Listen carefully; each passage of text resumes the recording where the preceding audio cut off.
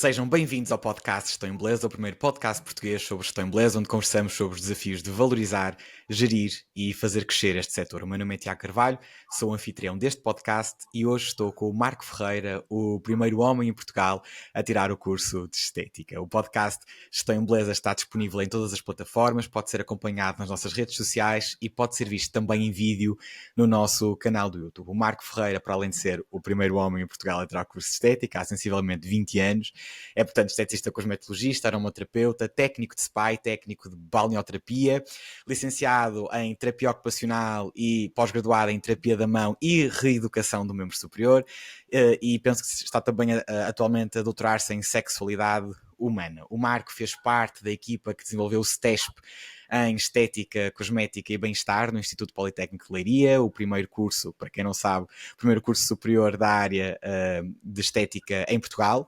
É ainda professor, formador e consultor na área de Estética e sócio-gerente da Oli Clínica, um centro de Estética e Formação sediado em Leiria. Marco, seja muito bem-vindo. É um gosto para mim enorme que estejas aqui no Gestão em Beleza para partilhar um percurso tão grande e tão completo, com uma característica muito pouco comum na área da estética, que é a tua característica de seres homem. E queria começar mesmo por este ponto. Como é que um homem há 20 anos entra no mundo da estética, dominado por mulheres e num contexto onde o único lugar do homem em beleza era como barbeiro ou eventualmente como massagista? É verdade. Obrigado, Tiago, pelo convite. Também é uma honra estar aqui e participar deste primeiro podcast a nível nacional. Portanto, dois pioneiros, cada um numa área, e eu acho que é importantíssimo também o trabalho que tem estado a fazer e a desenvolver e tem que ter mais visibilidade, sem dúvida. Não foi fácil, eu não escolhi a estética por opção, eu fui parar à estética por acidente. Eu na altura era técnico de informática e fartei-me dos computadores e precisava de alguma coisa mais humanizada. E então decidi tirar a tatuagem e micropigmentação. E então começa a minha área da estética na tatuagem e micropigmentação, que não está na minha nota biográfica porque já não exerço, ok? E não faz sentido estar. E fiz trabalhos de tatuagem durante muitos anos como freelancer e depois, quando estava a tirar micropigmentação, na altura a formadora aconselhou-me a tirar maquilhagem, porque era necessário para a micropigmentação. Então fui tirar maquilhagem e odiava maquilhagem. E aquilo foi um filme horrível. Um homem tirar maquilhagem, aquilo foi um filme horrível, né?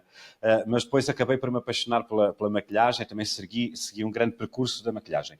Entretanto, eu estava muito na área de informática, comecei-me a cansar da área de informática. Na altura eu já faço gestão da formação desde 1996, que sou formador, só que trabalhava mais na área da formação, na área de informática. E, entretanto, eu pensava que estética, pelo aquilo que eu ia vendo, era massagem. E então começo a procurar escolas que tenham estética. Corri quase todas do país para todas me baterem a porta e dizer não pode tirar porque é homem. Hoje em dia fala-se Uau! muito da discriminação nas áreas profissionais das mulheres. Os homens pouco falam deste assunto porque há uma questão também masculina, da masculinidade, e os homens não gostam muito de abordar quando são rejeitados nesta área. Mas sim, durante 6 anos eu fui rejeitado em todas as escolas quase do país por ser homem. Porque era uma profissão de mulheres e os homens não poderiam Mas frequentar. diziam isto à cara podre, ou seja, quando tu tentavas inscrever, Sim, era sim. um subtis ou era de forma muito direta? Não eram subtis, era mesmo, não pode tirar porque é homem. Assim, tal e qual. Ok. Tipo, como é que vai fazer uma depilação integral a uma mulher? Não pode, é homem. Pois. Ou seja, eu fui confrontado exatamente com isto assim, à cara podre, não é? Depois, entretanto, eu sou convidado para fazer a coordenação e a gestão de formação de um centro de formação aqui em Leiria, que ainda existe, na altura a Tecnitalentos, que era da Fernanda Gomes, e a Fernanda convidou-me para fazer a gestão da formação da escola de cabeleireiro, que era a Tecnitalentos na altura. E nas nossas conversas, ao longo do tempo que trabalhei lá, eu manifestei de facto este interesse em tirar estética e contei um bocado a minha história, que tinha sido basicamente banido de todas as escolas em que tentava tirar o curso. Então a Fernanda um dia decide abrir mais uma valência da escola e a escola deixa de ser só de cabeleireiro e passa a ser também de estética. E eu entro na primeira turma desta escola, ou seja, eu acabo por ser o primeiro homem, mas o aluno da escola que eu estava a gerir, exatamente por carinho da Fernanda Gomes. E obviamente não foi fácil, porque na altura os cursos eram todos acreditados e certificados pelo IFP, ou seja, na altura havia uma série de trâmites, não só a DGERT na altura que tinha outro nome, mas obrigatoriamente as candidaturas para estética cabeleireira eram feitas ao IFP e o IFP é que autorizava se os alunos tinham, se os formandos tinham perfil para tirar o curso ou não. Ou seja, eu faço essa submissão ao IFP, um dia sou chamado ao IFP de Coimbra, ao coordenador do IFP de Coimbra da área da formação profissional, e eu pensei, o que é que eu fiz de mal em termos de gestão de formação? Porque é muito raro ser chamado diretamente ao IFP de Coimbra. Claro. E então eu entro e o engenheiro Mexia chega ao pé de mim e diz: Marco, muitos parabéns, está a abrir um precedente em Portugal, é o primeiro homem em Portugal a tirar estética. Portanto, foi só para me dar as boas-vindas que eu tinha entrado no curso e que de facto era uma revolução em termos da área profissional em Portugal. E então eu começo o meu percurso de estética assim, quase que por acidente, e as primeiras aulas, que são sempre normalmente a manicure, a pedicure e a epilação, sou confrontado com uma realidade que eu não fazia ideia e que eu não queria, porque pensava que a estética era massagem, tratamentos de rosto, aquelas coisas, e na altura também não havia assim tanta informação online como há hoje. E para ser sincero, eu conto muito isto às minhas alunas e às minhas formandas. Eu não gostei, mas eu quando meto numa coisa é até ao fim. Depois logo decido se faço ou não, mas fica o conhecimento, e fica o know-how, e as primeiras aulas foram dramáticas, principalmente as aulas de depilação. Cada vez que eu arrancava uma banda de cera, tinha que ir para a casa de banho vomitar, não é? Portanto, mas depois tudo também se integra e tudo se vai aprendendo a gerir, e acabei por me apaixonar pela profissão e cá estou há mais de 20 anos. 20 anos. Marco, deixa-me pegar aqui numa questão que tu falaste sobre, por um lado, o facto de seres homem e teres encontrado essa barreira, e eu queria também perceber, mas queria deixar um bocadinho mais para a frente sobre qual é que é o impacto de nós hoje termos homens na estética, mas se calhar falar um bocadinho sobre a acreditação na altura que os cursos de estética tinham. Portanto, tu disseste aqui que na altura existia uma avaliação de critério, ou seja, de perfil do formando para poder integrar esses cursos. Tu tens ideia de que critérios eram esses? O que é que eles procuravam? Eu já não me lembro bem, mas vamos lá que eu penso que ainda me lembro. Ou seja, na altura o organismo depois mudou de nome para DGERT, ok? Que era, ou seja, o organismo que nós sabemos que acredita a formação Sim. como formação de qualidade, mas não era suficiente. Ou seja, tinha que ter sempre as duas acreditações, do IFP e da DGERT, que não me lembro agora o nome, da altura da antiga DGERT. Então o que é que acontecia? As escolas privadas, por exemplo, no caso a escola que eu estava a gerir, era uma escola privada, não tinha cursos financiados, ou seja, todos os alunos que se candidatassem para tirar um curso de cabeleireiro ou estética, e na altura dava carteira profissional, e que foi horrível quando depois foram desregulamentadas as carteiras profissionais, e isso está a criar um problema grave a nível nacional. Fazia-se a candidatura e havia uma série de facto de requisitos, não só a idade, a escolaridade, ou seja, tinha que fazer mesmo uma carta de candidatura como se quase fosse a um ensino superior. E depois isto era avaliado pelo IFP, eram enviadas as candidaturas para o IFP avaliava estes critérios, não só da idade, da escolaridade obrigatória, dos objetivos que queria em termos de vida, ou seja, as pessoas eram muito filtradas, de facto, quem ia tirar o curso, se de facto queria exercer a profissão, ou de que forma é que iriam para este tipo de formação. E, de facto, os grupos que tínhamos na altura, que depois eram selecionados pelo IFP, alguns critérios nós não sabemos que são critérios internos do IFP. Claro. De facto, as turmas eram bastante coesas e eram turmas, aquilo que nós dizemos hoje em dia, essa profissional trabalha muito bem porque é da velha guarda, é da velha Guarda. Sim, sim. escola. Ou seja, é desta altura em que os critérios eram extremamente rígidos e não Ó, como Marco, hoje, e que desculpa, uma desculpa pessoa que não tem interromper-te, mas formação de nada. sim, mas aqui, então tu consideras, e isso é uma realidade, portanto nós vemos esse comentário, é quase um jargão que está do setor da estética, não é? Portanto nós dividimos as esteticistas entre a velha guarda e as novas, que geralmente é assim que nós costumamos chamar. Tu acreditas que a carteira profissional como existia antigamente era necessária hoje? Era necessário. Porquê? A carteira profissional dava competências técnicas de como aquele profissional estava de facto preparado. E havia um pormenor legal. Ou seja, nenhum centro de estética ou clínica de estética poderia abrir sem ter obrigatoriamente um diretor de estética, um diretor equivalente a um diretor clínico, com carteira profissional, que caso acontecesse alguma coisa, era o responsável como um diretor clínico de uma clínica, por aquilo que acontecia. Ou seja, um profissional que tivesse tido um problema com uma cliente e lhe tivesse sido retirada a carteira profissional, nunca mais podia trabalhar na vida, nem nunca mais poderia ser diretor técnico de um espaço. Ou seja, a responsabilidade em termos de cuidado de saúde da pessoa era muito maior. Ou seja, eu para abrir um espaço tinha que ter carteira profissional. Se eu fosse técnico de unhas, não podia abrir um espaço. Eu tinha que ter obrigatoriamente uma esteticista cosmetologista com carteira profissional. Ok? Uhum. E isto validava a profissão de estética e garantia a qualidade da profissão de estética que hoje está banalizada, porque hoje em Sim. dia uma pessoa tira microagulhamento e não tem formação na área da saúde e faz as neiras atrás das neiras, porque é permitido fazer Uhum. coisas da área avançada, da estética avançada, um pouco mais invasiva, sem saberem sequer a base, a anatomia, a fisiologia, as fisiopatologias, ou seja, e cria problemas atrás de problemas. Uhum. E depois dizem, aquilo não funciona, aquele tratamento é mau. Não é mau. As profissionais é que não têm competências para os fazer. Okay? Isto Quando, vai um bocado de encontro àquele podcast que tu fizeste que eu ouvi sobre a formação, não é? Sim, a verdade é assim, a formação de facto tem tido, nós temos vários problemas. O primeiro problema prende-se também, o primeiro grande problema da formação é a própria legislação portuguesa para a formação profissional em geral, e depois temos ainda os Sem problemas dúvida. e as nuances dentro do setor da estética.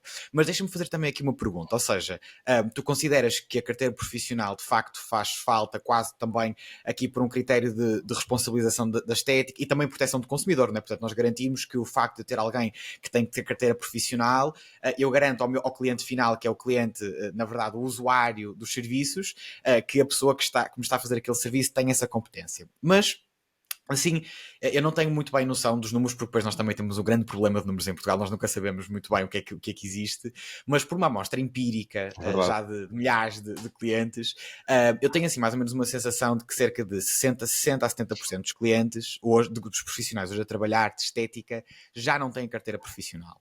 E quando se abre este debate sobre se há essa necessidade ou se não há essa necessidade, geralmente há um argumento que eu até agora não consigo refutar e queria partilhá-lo contigo, que é, eu compreendo a carteira profissional para quem está a fazer tratamentos estéticos que possam envolver algum tipo de risco maior para o cliente, como tratamentos de rosto ou de corpo, mas não parece necessário haver uma carteira profissional para um maquilhador, ou uma carteira profissional para um técnico de unhas ou para uma técnica de unhas, porque na verdade a complexidade do seu trabalho não assim não exige.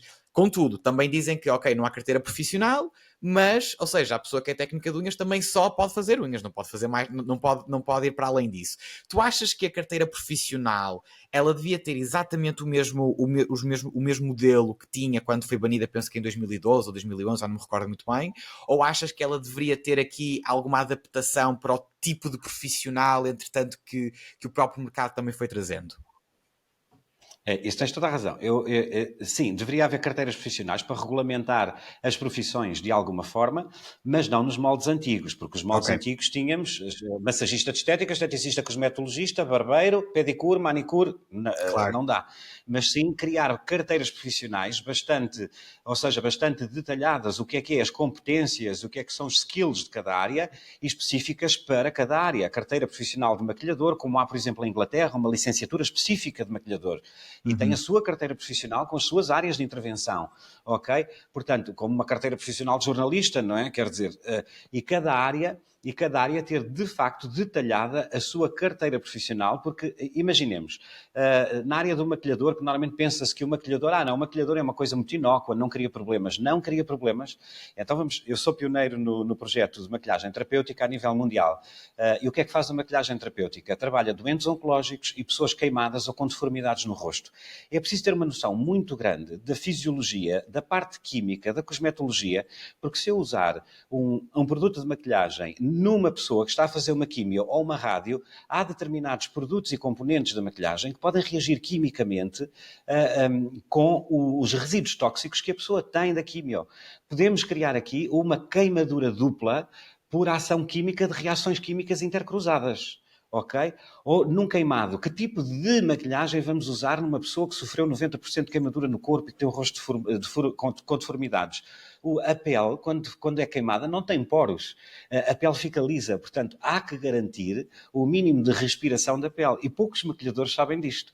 Agora, percebes onde é que eu quero chegar? Ou seja, aquilo que as redes mostram, que toda a gente faz maquilhagem, é tudo muito bonito, mas depois quem é maquilhador depara-se com outros problemas e de facto é importante também uma carteira profissional específica para cada área, onde saiba exatamente o que é que pode fazer e onde é que pode atuar em cada área profissional. Ok.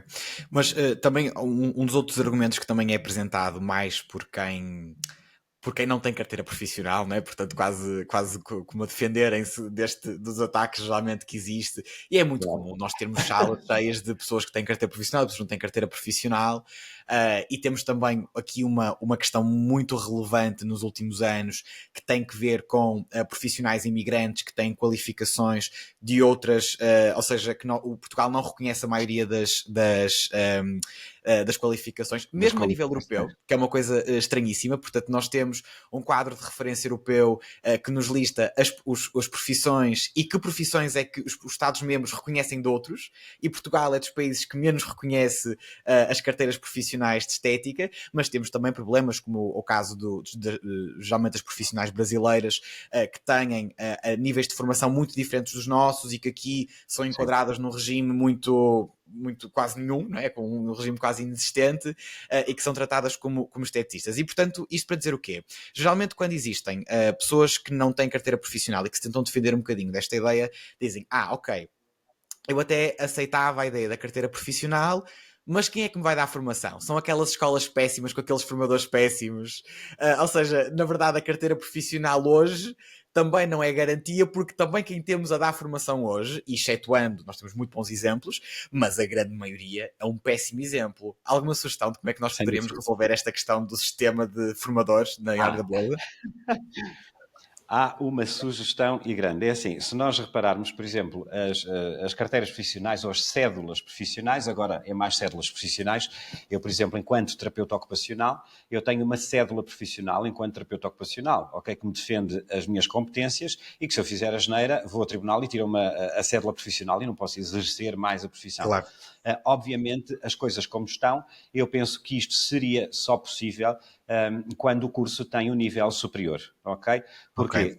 Porque no nível superior são garantidas determinadas competências técnicas e científicas que hoje em dia, infelizmente, não são 100% garantidas no ensino profissional. E pelo menos no ensino superior temos a garantia de que há de que há uma supervisão, porque há um conselho científico, há um conselho pedagógico, há toda uma estrutura por trás e uma exigência por trás, não só ao nível do Ministério do Ensino Superior, como Superior. da A3ES, que certifica a qualidade da formação do ensino superior.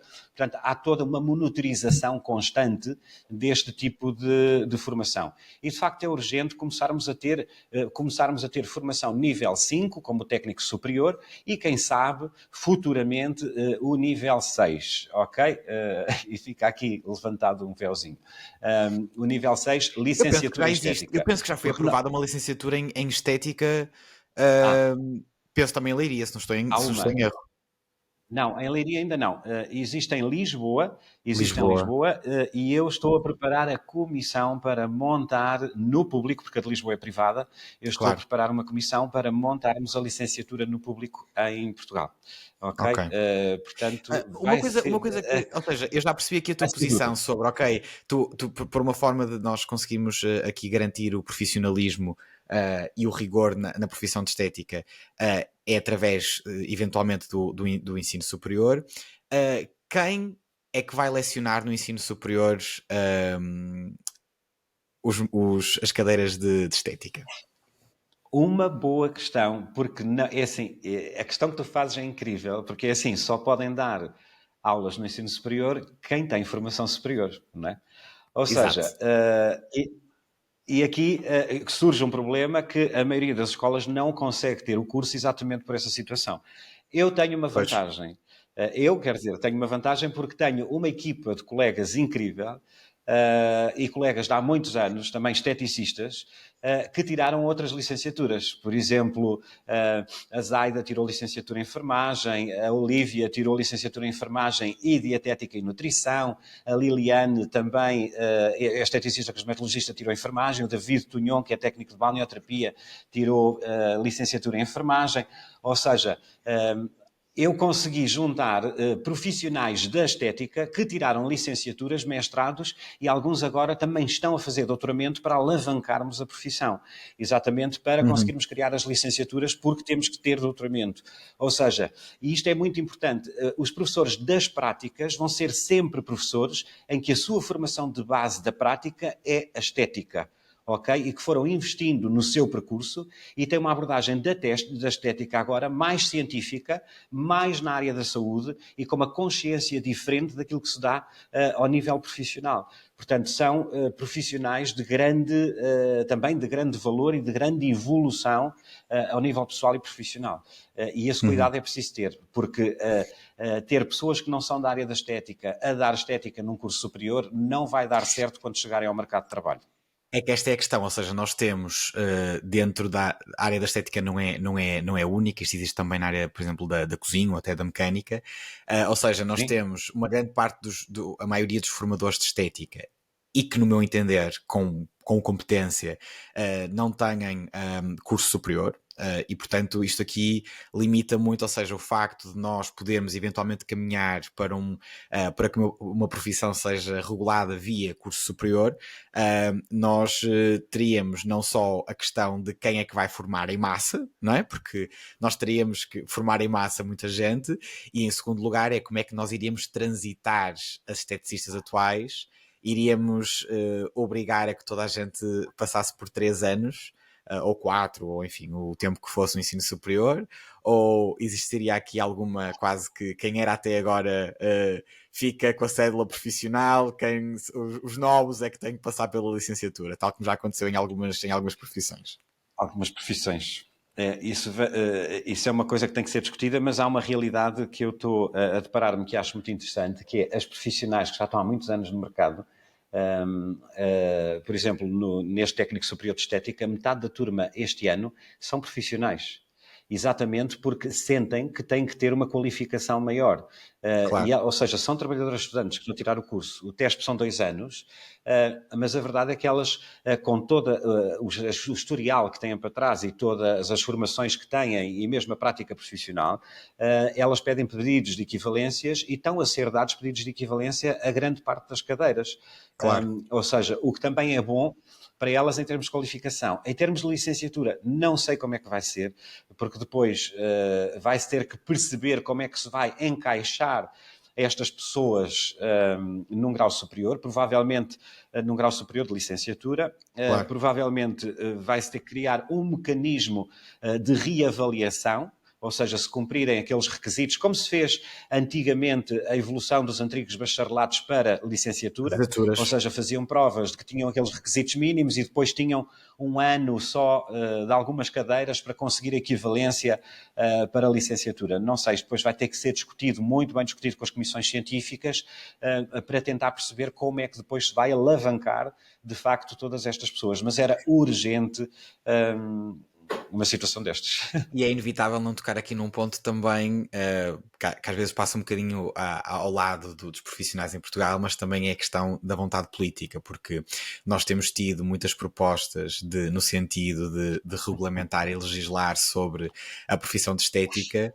Nós tivemos, por exemplo, dando aqui a título de exemplo, que foi um que eu estive listo há muito pouco tempo e, portanto, tenho muito presente na minha cabeça. Nós tivemos uma peticionária no final de 2021, um peticionário ao Parlamento para legislar sobre a profissão de maquilhadora. Portanto, não só reconhecer a maquilhadora como uma profissão, mas também reconhecer-lhe um CAI específico, que os maquilhadores não enquadram-se nos outros prestadores de serviços e nem sequer têm um CAI, e existem não sei quantas mil maquilhadoras em Portugal. E a verdade é que se nós formos rastrear todo o processo de entrada da petição e a forma como foi tratada, aquilo passou pela secretária da Ministra do Trabalho, passou pelo secretário de Estado do Trabalho, e a verdade é que a resposta que foi emitida foi: escudam-se num regulamento europeu que basicamente diz o seguinte: as profissões que, se não estiver... Isto de uma forma muito... Estou aqui a dizer de cabeça porque não tenho muito bem memória, mas basicamente é: se as profissões não envolvem um risco assim tão significativo para a saúde das pessoas, então nós não podemos ultra-legislar sobre elas, porque senão nós estamos a tirar o direito às pessoas da livre escolha da sua própria profissão. E, portanto, na verdade, têm existido imensas iniciativas que a nível político também têm sido travadas, e, portanto, eu aqui prevejo duas questões. Ou seja, por um lado, nós podemos ter a aprovação da licenciatura, penso que por parte do A3 ES, se não estou em erro, mas depois todo o financiamento que é necessário a nível público para que a licenciatura avance, não sei muito bem, porque na verdade é um setor também da economia que representa muito dinheiro e, portanto, tem havido aqui uma grande inação por parte de quem decide. Nós temos um exemplo muito prático. Nós temos a Associação Nacional de Esteticismo de Portugal, que tem tentado, dentro daquilo que é o meu conhecimento, reunir com partidos políticos e tudo mais, e, enfim, não é propriamente as negociações mais simples de acontecerem. Vocês, dentro do ensino superior, vocês sentem que a área da estética é uma área de segundo lugar para toda... Dentro daquilo que tu podes comentar, dentro do sistema, ou é um STESP e uma área bem vista e recebida de braços abertos pelo ensino superior? Agora começa a ser visto de uma forma diferente. No início, sim, era só mais um TESP, tipo de estética, isto para criar o TESP, isto tem que ir a conselho científico e houve umas guerrinhas em conselho científico até as pessoas perceberem porquê. A noção que as pessoas têm é que estética é pintar unhas e maquilhar, ponto final. Claro. Ou seja, até perceberem a complexidade da estética e perceberem que tem que se fazer diagnósticos, tem que se fazer anamnese, que há uma série de coisas que interferem de facto com a saúde. Eu lembro-me de um dos exemplos, a uma dada altura, falando com alguém que dizia: epá, mas para quê anamnese e diagnóstico na estética? Tipo, isto é uma coisa da área da saúde. E eu dei só um exemplo. E disse: pois é, então eu não faço uma anamnese de determinado cliente, entretanto o cliente tem hipertiroidismo, eu vou-lhe aplicar um envolvimento de algas riquíssimo em iodo e a cliente tem uma reação na marquesa. Quem é que vai salvar? Claro. É você? Tipo, não faz sentido. E aí a pessoa percebeu, então isso é mais complexo do que aquilo que nós pensamos.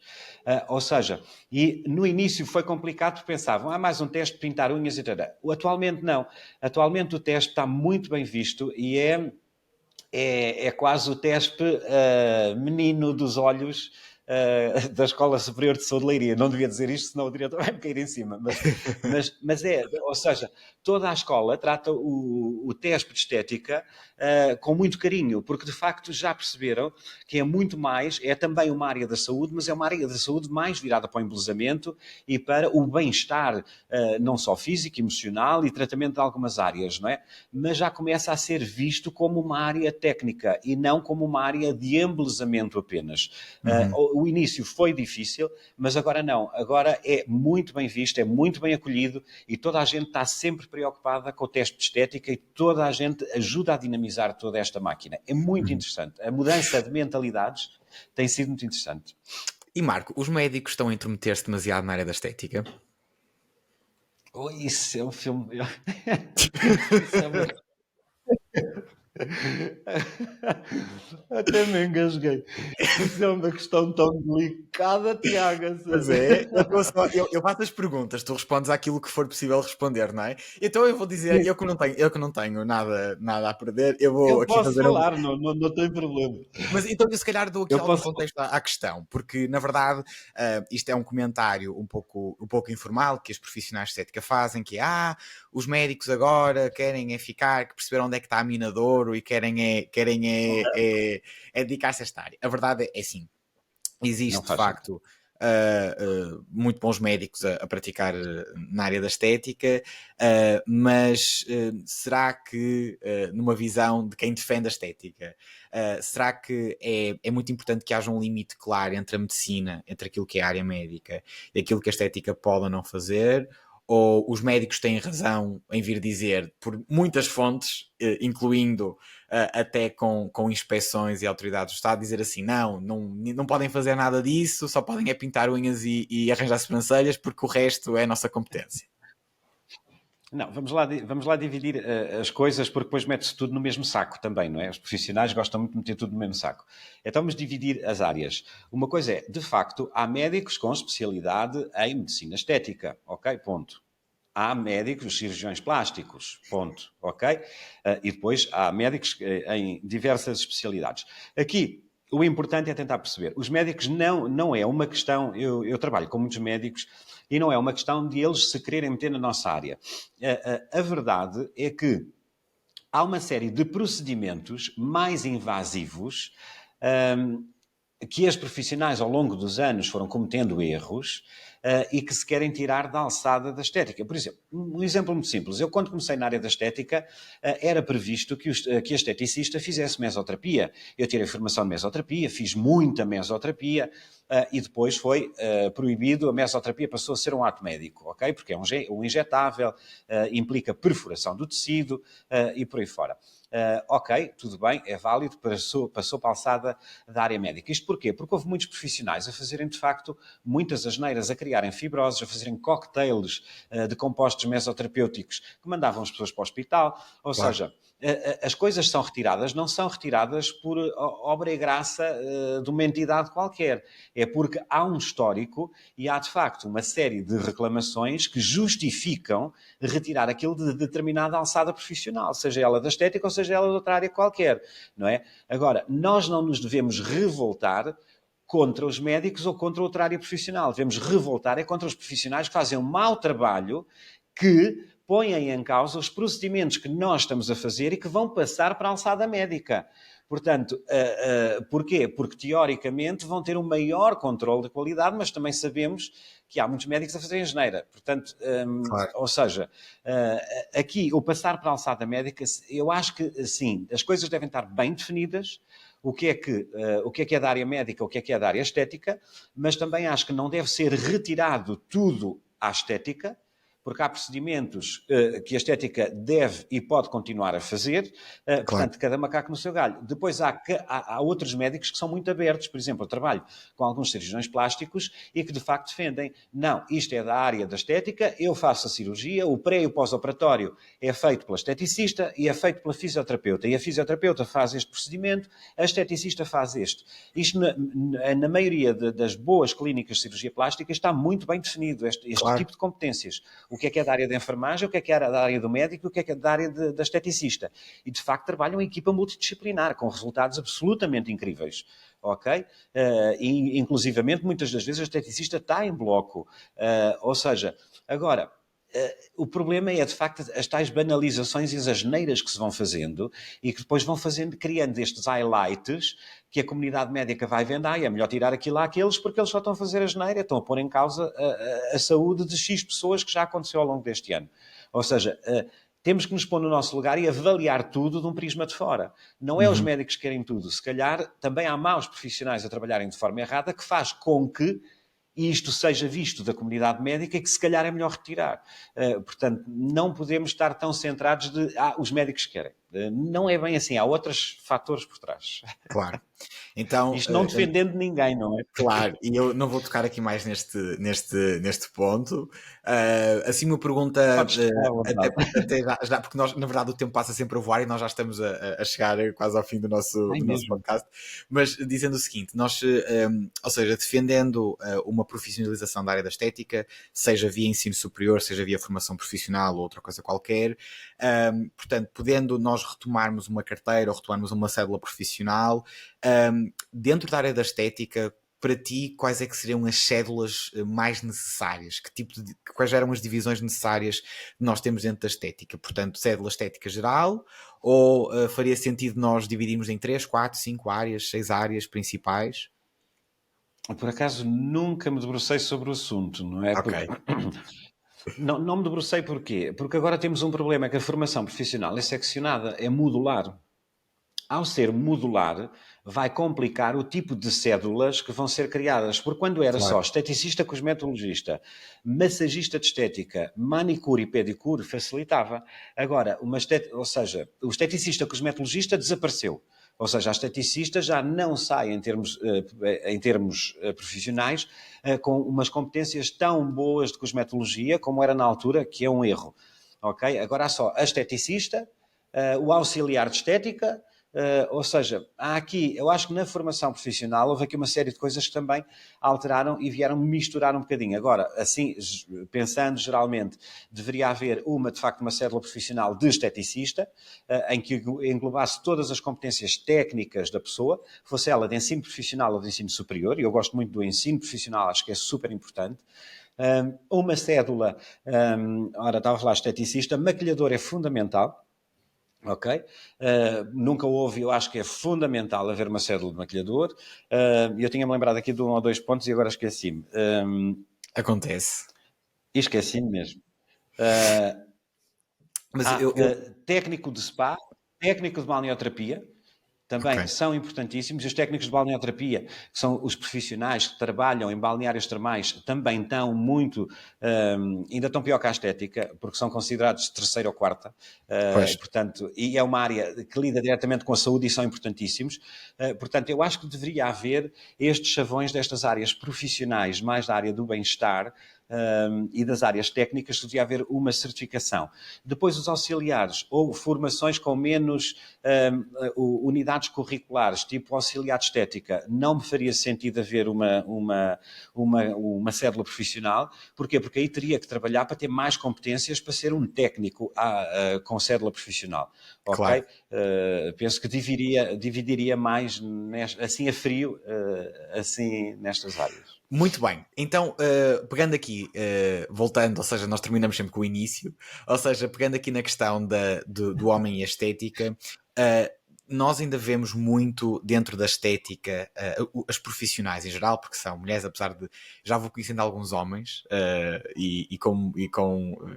com muito foco no trabalho e muito interessantes, mas a verdade é que a própria esteticista também tem algum.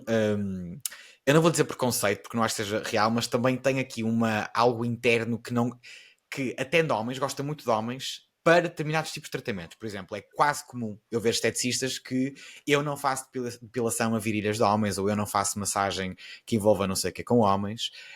E numa grande parte das vezes eu penso, ok, eu compreendo, o assédio é um assunto muito pouco falado na área da estética e existe com muita frequência, mas a verdade é que eu como espaço e eu definindo todas as formas e procedimentos de atuação, eu também devo ter um procedimento para lidar com estas questões. Tu achas que a maior reticência para nós termos homens na estética é os homens que não querem estar na estética, ou é o próprio setor da estética que também não está muito receptivo a que haja homens? É o setor da estética que não está muito receptivo a que haja homens. Ok, De facto, existe muito preconceito por parte das profissionais de estética. ok, Existe muito preconceito.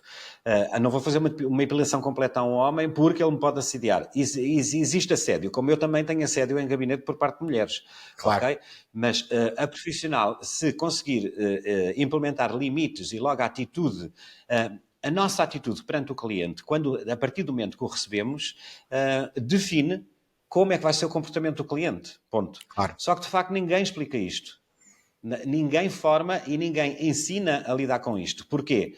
Porque são mulheres a ensinar a mulheres. Ou seja, como normalmente é mais fácil eu ensinar às minhas alunas e às minhas formandas do género, enquanto homem, como é que vocês devem atender um homem para uma epilação completa? Quais são as regras? Qual é a atitude? É mais fácil porque eu sou homem e sei claro. como é que o homem vai, ou seja, as dicas que o homem percebe, se não é um sítio sério ou é um sítio que eu vou, mas a mulher é a mesma coisa, e a mulher para assediar é mais agressiva que o homem, ok? Ok. O homem é mais subtil, a mulher é muito agressiva, mas de facto aqui há muito preconceito por parte da estética e porque em termos de formação não são dadas as técnicas corretas de como atender homens, mas o homem é o melhor mercado que pode existir hoje, é o cliente mais fiel, é o cliente que, quando gosta, é fixo. Nós dizemos, vem daqui a 2 horas e 32 minutos, ele está lá. É o cliente que respeita todos os procedimentos e é, de facto, um dos melhores clientes. E as mulheres, de facto, têm muito medo de atender homens. E erradamente, E não é? como é que nós trazemos mais homens para serem profissionais de estética? Mais homens para ser profissionais de estética. Isso eu também gostava. E ando à procura, já existem vários, felizmente, mas também ando à procura de uma fórmula para virem mais homens tirar a estética. O problema é que a estética continua a pensar-se que é uma formação muito feminina e que para se ser esteticista tem que se ter determinados trejeitos que não corresponde à realidade, não é? Ou seja, pode-se ser de facto homem, género homem, sem ser outro género qualquer, e ser uma profissão tão digna como uma mulher com filhos e uma mulher género feminino é camionista numa profissão de homens. E os homens Claro. ainda não perceberam isto. Há muito preconceito da virilidade. Há homens que até gostavam de ser esteticistas e vão tirar cursos só de massagem. Porquê? Porque eu sou homem e depois se eu vou para a estética pode ser mal visto. Claro. Ou seja, as masculinidades em jogo. E eu acho que enquanto o próprio homem não quebrar esta barreira das masculinidades culturais na cabeça, porque se eu for para ali, o que é que vão dizer, o que é que vão pensar, enquanto esta barreira não for quebrada, vamos ter sempre poucos homens como Porque é profissionais estranho, de porque estética. nós temos profissões onde, obviamente, a maioria não são. Quer dizer, excetuando a barbearia, que a maioria são homens, mas a verdade é que nós temos Homens? profissões, por exemplo, no cabeleireiro, isso não é uma questão. O cabeleireiro Não. tem uma percentagem gigantesca de homens, não é? A massagem tem uma percentagem gigantesca de homens. Mas, por Muito de exemplo, homens. eu compreendo quando nós vamos para tratamentos um pouco mais intrusivos, não é? Uma depilação, algo que envolva o corpo de uma forma diferente. Agora, porque é que eu não tenho homens se eu tenho homens a fazerem barbas, se tenho homens a cortar cabelos, a pintar cabelos, porque é que eu não tenho homens a fazerem unhas, ou porque é que eu não tenho homens a fazerem pés, que são coisas tão É preconceito. iguais. É mesmo preconceito das cabeças, é uma questão de masculinidades. Eu tenho homens que tiraram, por exemplo, tive alunos e formandos que tiraram, por exemplo, curso de massagem e depois vêm tirar cursos de tratamentos de rosto, de tratamentos de corpo, de manicures, do género. Então, mas porquê é que não tiras o curso logo de estética? Tipo, é muito Claro, mais fácil, acaba por ser mais barato, mais claro. completo. Ai não, isso é uma coisa só para mulheres. Ou seja, enquanto isto estiver, mas na prática eles tiraram módulos à parte e formações à parte e estão a fazer o mesmo que um esteticista. Só que é os tais preconceitos de masculinidade. Eu não posso ir tirar aquele curso por uma questão de masculinidade. Enquanto estes preconceitos não forem quebrados, vai ser complexo. Muito bem, Marco, nós já estamos um bocadinho acima do tempo. Ficam aqui as conclusões do nosso podcast de que o Marco defende, de facto, uma profissionalização da profissão de estética via ensino superior, com os regimes que, entretanto, se possa vir a adotar, seja com regimes transitórios, regimes de prestação de avaliações para a obtenção de grau, via cursos superiores de técnicos profissionais ou até licenciaturas. E deixou aqui também algumas notas sobre a importância também de que é ter homens em estética e que de facto deve ser das poucas áreas em que o preconceito está um bocadinho ao contrário e que na verdade são os homens que são um pouco repelidos da área da estética e não o contrário. Obrigado, Marco, por teres vindo e por teres aceitado o meu convite. Obrigado, Tiago. E eu dou por terminado este episódio. Sugiro a quem nos ouve que nos acompanhe nas redes sociais, sempre com @Gestão em Beleza. Até ao próximo episódio.